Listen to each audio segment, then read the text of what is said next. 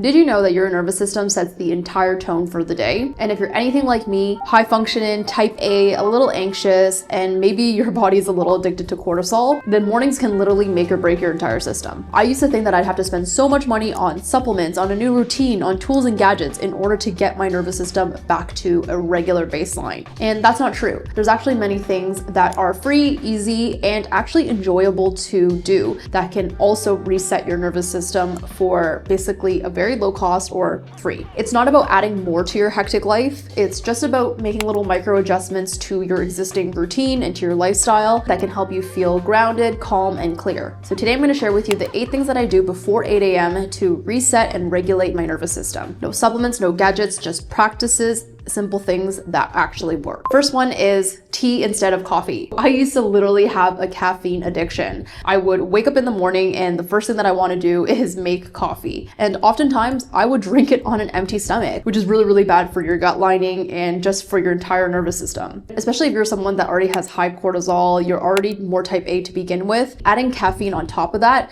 just makes you more amped, but not in a way where it's going to be actually beneficial for you, because you don't actually give your body a chance to naturally wake up and naturally use its energy from the rest that you got. Having caffeine on an empty stomach and even just first thing in the morning definitely can spike your cortisol, definitely wrecks your digestion. Nowadays, I start with ginger and fennel tea. This has really helped me regulate my digestion, my bowel movements in the morning. And I was that girl that used to literally rely on coffee for poop. If I didn't have my morning coffee, I would not be able to poop. Once you kind of build a new habit of finding something else that can replace the routine of making your morning coffee, it's quite easy and you don't really think about it again. Number 2 is not skipping breakfast. What they say about breakfast being the most important meal of the day is actually true, and took me a long time to actually believe this. There was a period of time where a lot of health and fitness influencers and scientists were talking about how fasting can be really beneficial for weight loss. A lot of research has come out now where skipping breakfast or fasting too long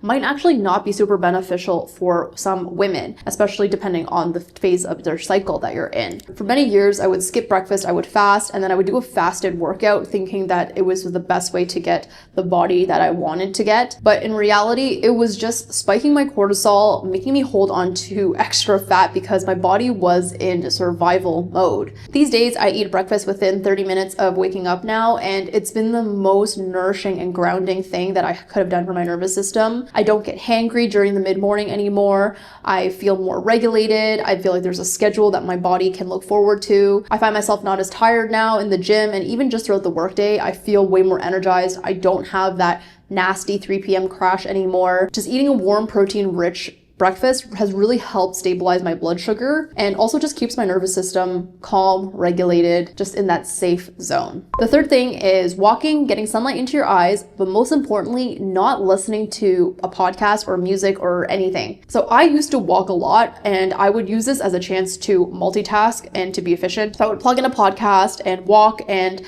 I'm not even really walking because my brain is just thinking about what I'm hearing about the podcast. And oftentimes it was self-help podcasts. So that gets my brain even churning even more. Nowadays, when I do my walks, I don't listen to anything. And I just kind of use my senses to observe the nature, the sound of the cars, the sound of the birds, just really kind of using this as a sensory walk rather than it being like, I just need to get this done and check it off the list. It's just about having a really nice grounded walk where you're just looking into the horizon, anchoring your circadian rhythm, boosting your dopamine naturally, and just telling your body that you're safe, you can regulate, and it's just been a great way to start my mornings. Number 4 is shaking my body in the morning. I thought this one was a little bit weird when I first started doing it. I've been doing it consistently for 60 days now, and it's honestly made a huge difference in getting off that excess stress and tension that your body sometimes holds in the morning. So the science behind shaking is that it helps clear tension, helps with the lymph movement, helps with chi movement, and kind of just releases stagnation in the body from overnight. I like to shake my body while also doing breath work. This is a great way to kind of connect your mind and body and your breath together. I've been using the Othership Breathwork app for my shaking sessions. All I do is put on one of my favorite guided sessions, and it's a combination of breathing with shaking your body. I do it after I eat, before I get to sit down and go on my desk, and it's just been a great way to shake it off. Number 5 is doing a mental check-in with yourself. When you wake up in the morning, literally just talking to yourself, whether it's out loud or in your head, and asking how your body feels. How was your sleep the night before? Do you have any aches or tensions? What is your mind thinking about? Are you calm? Are you anxious? Do you feel heavy?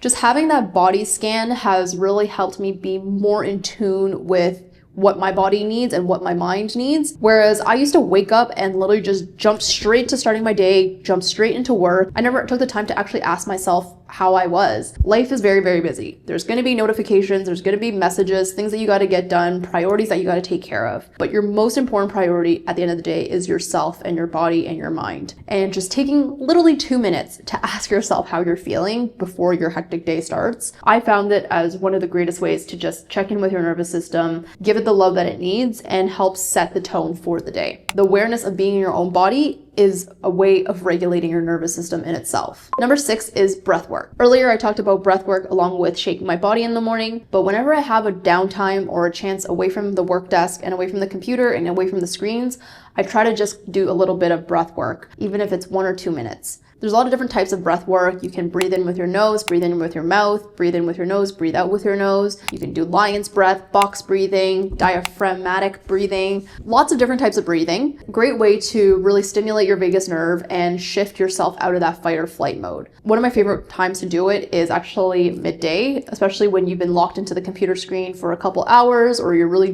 deep into your work. Stand up, do some breath work. Doesn't need to be long. It's just a great way to kind of ground yourself, and it's free, literally just a free medicine for your body. Number 7 is morning pages / a brain dump.